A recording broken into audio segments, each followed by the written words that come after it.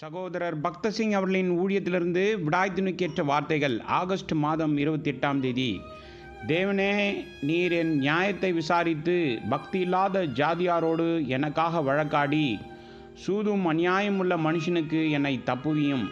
சங்கீதத்தின் புஸ்தகம் 43வது சங்கீதம் 1வது வசனம். நெகேமியா தீர்க்கதரிசியின் புஸ்தகம் 6வது அதிகாரம் 8-9வது வசனங்களில் எதிரிகளின் பொய்யான மற்றும் பொல்லாத குற்றச்சாட்டுகளின் காரணமாக தேவனுடைய ஊழியனான நெகேமியாவின் இருதயத்தில் ஒரு பயம் ஏற்பட்டது. ஆனால் அவன் உடனடியாக தேவனிடம் ஓடினான். அவனுடைய கையை பலப்படுத்தும்படி அவரிடம் மன்றாடினான். இதே போன்ற அனுபவங்களை நாமும் அனுபவித்திருக்கிறோம். அப்பொழுதெல்லாம் எதிரியின் கடுமையான தாக்குதலின் நேரத்தில் நாம் ஜெபத்தில் தேவனிடம் ஓடும்போது எதிரியின் சாதனங்கள் தோல்வியடைவதை காணலாம். ஜனங்கள் நம்மை பொய்யாக குற்றம் சாட்டும் போது நம்மை நாமே தற்காத்து கொள்ள அவர்களுடன் வாக்குவாதம் செய்து நேரத்தை வீணடிக்க வேண்டியதில்லை. விடாமுயற்சியுடன் ஜெபத்தால் மட்டுமே எதிரியின் அனைத்து திறமைகளையும் புத்திசாலித்தனத்தையும் நமக்கு தீங்கு விளைவிக்கும் அனைத்து முயற்சிகளில் இருந்தும் நம்மால் தோற்கடிக்க முடியும். எதிரியின் தாக்குதலின் போது நாம் ஜெபத்தில் ஈடுபடும் போது அவன் முற்றிலும் சக்தியற்றவனாக மாறிவிடுகிறான்.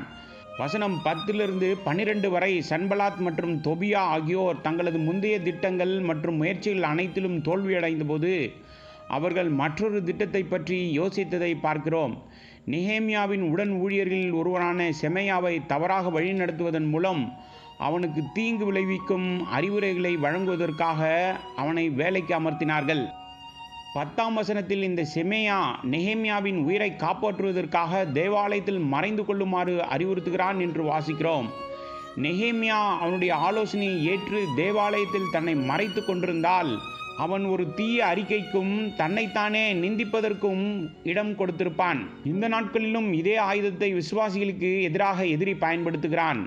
அவன் தேவனுக்காக நாம் செய்யும் ஊழியத்தில் நமக்கு இடையூறு விளைவிப்பதற்காக உலக சிந்தனையுள்ள நம் நண்பர்களையும் நெருங்கிய உறவினர்களையும் அடிக்கடி நமக்கு தவறான அறிவுரைகளை வழங்க பயன்படுத்துகிறான். இப்படிதான் பல விசுவாசிகள் தேவன் மீது விசுவாசத்தை இழந்திருக்கிறார்கள். விசுவாசிகளாகிய நாம் உலக நண்பர்கள் மற்றும் உறவினர்களின் ஆலோசனையை கருத்தில் கொள்ளக்கூடாது. தேவனுடைய பரலோக சித்தமும் ஆலோசனையும் ஜெபத்தின் மூலம் நமக்கு கிடைக்கும்போது நாம் நமது உலக நண்பர்கள் மற்றும் உறவினர்களின் அறிவுரைகளை ஏற்றுக்கொள்ளக்கூடாது. மத்தேயு சுவிசேஷம் 12வது அதிகாரம் 46-50வது வசனத்தின்படி தேவனுடைய சித்தத்தை செய்கிற விசுவாசிகள் மட்டுமே அவருடைய சகோதர சகோதரிகளாக இருக்கிறார்கள். தேவனுடைய வேளையில் நாம் நமது உலக நண்பர்கள் மற்றும் உறவினர்களின் அறிவுரைகளால் ஆளப்படக்கூடாது.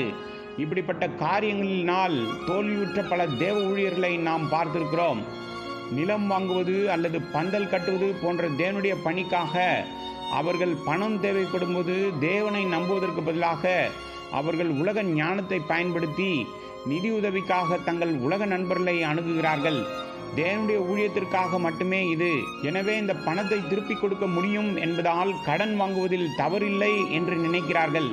இவர்கள் அறியாத இத்தகைய உலகியல் முறைகளின் மூலம் பணத்தை பெறுவது என்பது ஊழியத்தில் மலட்டுத்தன்மையை ஏற்படுத்தும். செமையா தனக்கு ஒரு தவறான அறிவுரை கொடுத்ததை நெகேமியா உணர்ந்தான். பல சமயங்களில் சில உலக மனிதர்கள் விசுவாசிகளின் உள்ளங்களில் தேவையற்ற பயத்தை உண்டாக்குகிறார்கள். சில காரியங்களை பற்றி ஜனங்களை எச்சரிப்பதற்காக தேவன் தங்களிடம் பேசியதாக சொல்லி இப்படியாக பலருடைய இருதயங்களிலும் வீடுகளிலும் மகிழ்ச்சியையும் சந்தோஷத்தையும் கொண்டு வருவதாக அவர்கள் கூறுகிறார்கள். இப்படிப்பட்ட தந்திரமான மனிதர்களால் நாம் ஒருபோதும் வஞ்சிக்கப்படக்கூடாது என்ற எச்சரிக்கையை நாம் தேவனுடைய வார்த்தையிலிருந்து எடுத்துக்கொள்ள வேண்டும். நம்முடைய அனுதின தியானம் மற்றும் வழிகாட்டுதலுக்காக தேவ வார்த்தைகள் நமக்கு கொடுக்கப்பட்டிருக்கிறது.